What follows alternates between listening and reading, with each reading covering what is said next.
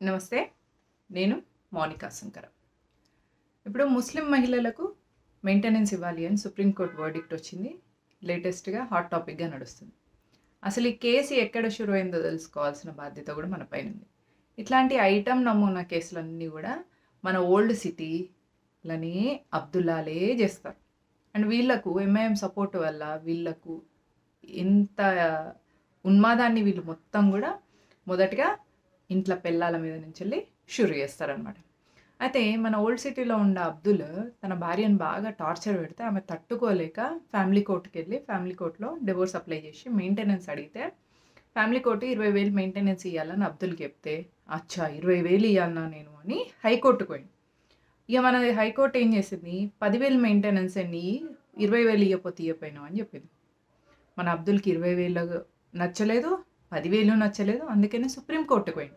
సుప్రీంకోర్టుకు పోయి అసలు నేను మెయింటెనెన్సే ఇయ్యను అని పోతే అక్కడ ఈ మహిళ కోసం అగర్వాల్ అనే అడ్వకేట్ ఆర్గ్యుమెంట్స్ ద్వారా సుప్రీంకోర్టు ఏమని చెప్పిందంటే, నువ్వు ఆమెకి ఇచ్చే భరణం ఏదైతే ఉందో అది నువ్వు ఇచ్చే బిచ్చం కాదు, అది ఆమె హక్కు, ఆమెకు నువ్వు ఇవ్వాలి అని చెప్పింది.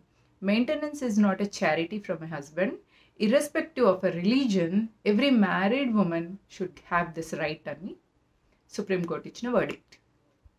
ఇస్లాం ప్రకారం మనం చూస్తే పెళ్ళి అనేది ఒక కాంట్రాక్ట్, అంటే ఒప్పందం అనమాట. మనలాగా జన్మజన్మల బంధం కాదు. నువ్వు వదిలేసినప్పుడు కనీసం ఆమె మెయింటెనెన్స్ కోసమన్నా ఇవ్వాలి అని చెప్పే ఎథిక్స్ లేని ఒక సిద్ధాంతం ఉంటుంది అనమాట. అయితే ఈ కాంట్రాక్ట్ ప్రకారం పెళ్ళైన తర్వాత ప్రతి భర్త కూడా వాళ్ళకు మెహర్ ఇవ్వాలి, అంటే గిఫ్ట్ అనమాట.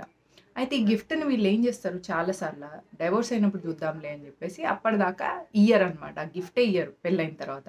మనం ఎట్లయితే కట్నం ఉల్టా ఇయ్యాలన్నమాట వాళ్ళ దానిలో, దాన్ని మనం కట్నం అనుకుంటాం కానీ అది కట్నం కాదు, అది ఒక కాంట్రాక్ట్, మెహర్ అంటారు. ఇంకా దానికి ఒక గలీజ్ వర్డ్ కూడా ఉంటుంది, మేవా కోరి ఖర్చా అంటారు.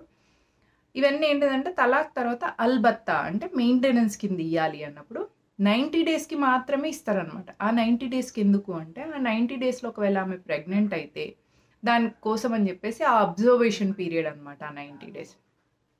ఇంత అసహ్యమైన ఈ లాజిక్ని తెచ్చింది, ఈ సెక్షన్ని తెచ్చింది ఎవరు అంటే మన కాంగ్రెస్ ముస్లిం మైనారిటీ అపీజ్మెంట్ కింద 1985లో షాబాను మెయింటెనెన్స్ కోసం అని సుప్రీంకోర్టు వెళ్తే అప్పుడు చెప్పింది సుప్రీంకోర్టు, ఇర్రెస్పెక్టివ్ ఆఫ్ రిలీజన్ ప్రతి భారతీయ మహిళకు కూడా భర్త మెయింటెనెన్స్ ఇవ్వాలి అని చెప్తే, హిందువులకు ఆ చట్టం ఉంది, హిందూ భర్త బాధ్యతాయుతంగా తన భార్యకు డైవోర్స్ అయినాక కూడా మెయింటెనెన్స్ ఇస్తాడు. కానీ వీళ్ళ విషయానికి వచ్చేసరికి 1986 ముస్లిం ఉమెన్ ప్రొటెక్షన్ యాక్ట్ కింద 90 డేస్ ఇద్దత్ పీరియడ్ పెట్టి, ఆ ఇద్దత్ పీరియడ్లో ఆమెకు ప్రెగ్నెన్సీ రాకున్నా వచ్చినా ఆ అబ్జర్వేషన్ టైంలో మాత్రమే నెల నెల మెయింటెనెన్స్ ఇచ్చి ఆ తర్వాత చేతులు దులుపుకోవడం అనేది వీళ్ళ దుర్మార్గత్వానికి పరాకాష్ట. అయితే వీళ్ళ దుర్మార్గత్వాన్ని వీళ్ళు చేస్తున్న దానికి సపోర్ట్ చేసింది కాంగ్రెస్, వీళ్ళ మైనారిటీ అపీజ్మెంట్ కింద ఓట్ బ్యాంక్ కోసం.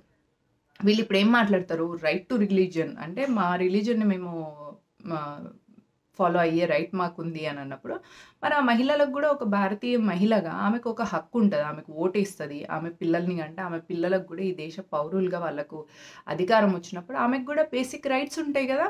ఆమె బేసిక్ రైట్స్ కింద ఆమె మెయింటెనెన్స్ ఇవ్వాలి కదా. ఒకవేళ ఆమె పెళ్లి చేసుకోలేదు, వీడు చేసిన టార్చర్ భరించలేక ఆమె డైవోర్స్ తీసుకొని మళ్ళీ లైఫ్ లాంగ్ పెళ్లి చేసుకోను అని డిసైడ్ అయింది అనుకోండి, అప్పుడు ఆమె మెయింటెనెన్స్ ఏందన్నట్టు ఎవరు చూసుకోవాలా, ఫ్యామిలీ చూసుకోవాలంట, లేదా వక్ఫ్ బోర్డు చూసుకుంటుందట, లేదా ముస్లిం సమాజం చూసుకుంటుందట. అంతేగాని భారతదేశం చూసుకోవద్దు, భారతదేశ చట్టాలు కూడా చూసుకోవద్దు. ఇది వీళ్ళ లాజిక్. ఈ లాజిక్కి కాంగ్రెస్ ప్రభుత్వం సపోర్ట్లో ఉంటుంది. మైనారిటీ అపీజ్మెంట్లో కాంగ్రెస్ ప్రభుత్వం కాబట్టి ఇప్పుడు 99 సీట్లు తెచ్చుకొని ఎక్కడ ఆగట్లేదు రాహుల్ గాంధీ. అట్లాంటి రాహుల్ గాంధీ ఇప్పుడు భారతీయ జనతా పార్టీ ఇట్లా ముస్లిం మహిళలకు సమాన హక్కు ఇవ్వడం కోసం యూనిఫామ్ సివిల్ కోడ్ తెస్తా అంటే తేనిస్తాడా? అసలు కామన్ డెవలప్మెంట్ స్కీమ్స్ తప్ప ఇట్లా ఎథిక్స్కి సంబంధించినవి, ఈ సంస్కృతి సంప్రదాయాలకు సంబంధించినవి, లేదా ఈ దేశ ఆత్మకు సంబంధించినవి, అంటే ఇప్పుడు చూడండి Indian criminal code, Indian procedure code కంటే భారతీయ న్యాయ సంహిత, భారతీయ నాగరిక సురక్షా సంహిత, అంటే ఇట్లా ఒక దానిలో జీవం పోసిన, అంటే న్యాయం అనే దానిలో, చట్టం అనే రాజ్యాంగం అనే పుస్తకంలో జీవశ్చవం లాగా ఉన్న దానిలో ఇప్పుడు ఆత్మను పెట్టడం వల్ల ఆ పేర్లతోనే ఒక కొత్తది వచ్చింది, కొత్తదనం వచ్చింది. మరి అట్లాంటి కొత్తదనాన్ని తీసుకొచ్చిన భారతీయ జనతా పార్టీ ఇప్పుడు రాహుల్ గాంధీ చేసే ఈ చిచోరా వేషాలను పక్కన పెట్టి ఇట్లాంటి యూనిఫామ్ సివిల్ కోడ్, ఎన్ఆర్సీ లాంటి తేగలరా తేలేరా అనేది మనం వేచి చూడాలి. భారతీయ జనతా పార్టీ అయినా ఈవెన్ మనమైనా ఏం ఆలోచించాలి అంటే వీళ్ళకి మనం అన్యాయం చేస్తే అబ్దుల్ కలాంలు పుట్టినా పుట్టకున్నా తెలియదు కానీ అజ్మల్ కసాబులుగా వీళ్ళు తయారు కావద్దు. అంటే వాళ్ళకి సమాన హక్కులు ఇవ్వాల్సిందే, డెవలప్మెంట్ స్కీమ్స్ వాళ్ళకి అందేలాగా చూసుకోవాల్సిందే. మెళ్ళో పడ్డ పాము కరవక మానదు అన్నట్టుగా కలిసి నడవడం, కలుపుకొని నడవడం చేయక తప్పదు భారతీయులకు కానీ, భారతీయ జనతా పార్టీ రాజకీయంగా కానీ. జై హింద్, జై భారత్.